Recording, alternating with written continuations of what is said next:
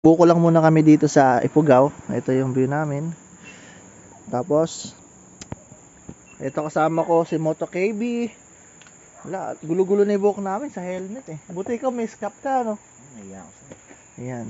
Tamang ano lang, malauhog na buhok, tapos mayroon silang ganito. Fresh na fresh, walang halong chemical, all natural.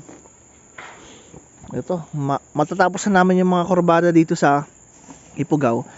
After nyan, halos dire-diretso na sa Nueva Ecija. Ito, ganda dito. Parang ilog din to bro, no? Ilog din to eh. Kaso parang ang liit. Mga boards ito.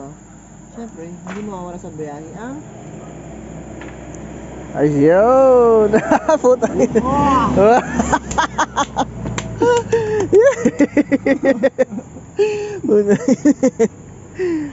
Tamang, ay ito sarap din.